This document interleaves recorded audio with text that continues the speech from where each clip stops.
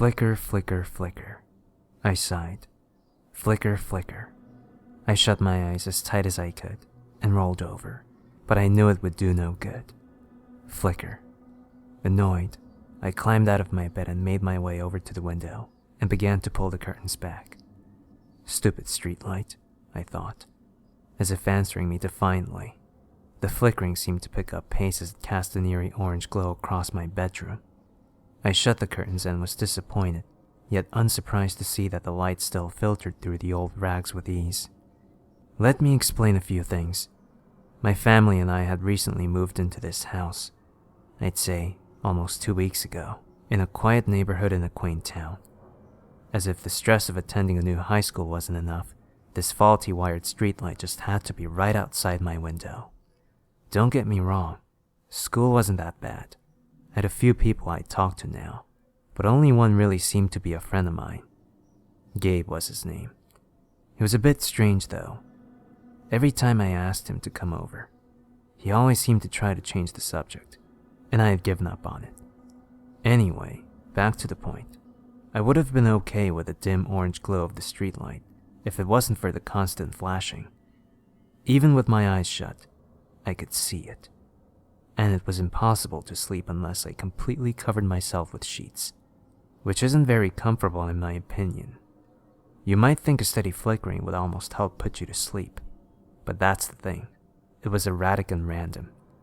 It was especially annoying when the light would flicker quickly, in a seizure-like fashion, or when it would seem to stop altogether, only to start flickering again.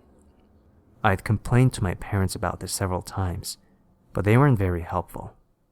I began to wonder why the city hadn't noticed this problem yet, as it had been going for the few weeks I was living there, and the town was anything but big. As I laid back down on my bed, the light still cast through the curtains, almost tauntingly. I tried, in vain, to fall asleep, trying all kinds of strange positions, but the light still managed to penetrate my eyelids and make getting some shut-eye impossible. So I gave up, and I began to stare at the ceiling, taking in the light, wishing I could just fall asleep. Over the next few minutes, I thought I had noticed something that weirded me out a bit. Tonight, the flashing seemed different. The way it flashed almost seemed to be a pattern.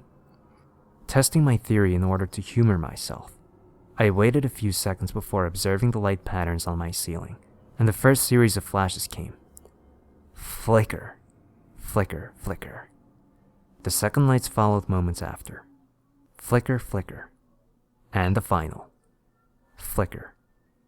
I waited for the next set of flashes from the streetlight, anxious that a pattern could be revealed. One long flicker. Too quick. It's just a coincidence, I thought. My heart was beating at a remarkable pace. 2 quick flickers. Oh my God, a quick flicker. I gasped aloud and sat up, observing the orange lights more carefully now. Yes, there was a pattern here. The same one kept occurring. A long flash with 2 quick flashes, then 2 quick flashes, and lastly, a single quick flash. This was not normal, was it? Could a malfunctioning light keep up such an exact pattern for so long? And it hadn't ever done this before, had it? Or maybe it always had, and I just hadn't noticed. And it was then I realized just how dumb this all sounded. My heart was pounding, and I felt like an idiot for letting something like this scare me. It was just a case of bad wiring, surely. Feeling annoyed with myself, but at the same time more at peace, I decided to just pull the sheets over my head to block out the lights, and I eventually fell asleep. My eyes opened suddenly. Something had woken me. Had those screams been real? I didn't remember having a bad dream. I sat up in bed and noticed it was still the middle of the night. As my vision came into focus again, I stared at the patterns that the orange glow made on the wall of my bedroom. Wait. I jumped to my feet and dashed to the window. Sure enough, the streetlight seemed to be completely repaired. The light was a continuous, consistent glow, with no more flickers or flashes or falters. Feeling satisfied, I decided to head back to sleep on this note. I didn't know why I hadn't gotten up in the first place. Silly me. I woke up and immediately knew something was wrong. It was too bright outside to be time to get ready for school.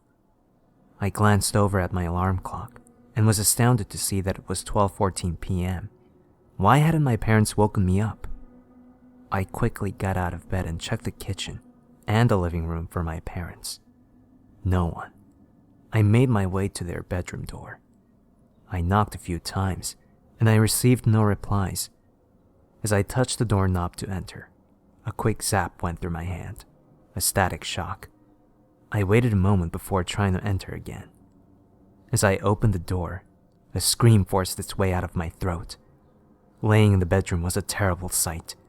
My parents were thrown in a messy heap on the floor, in positions normal human beings could never achieve.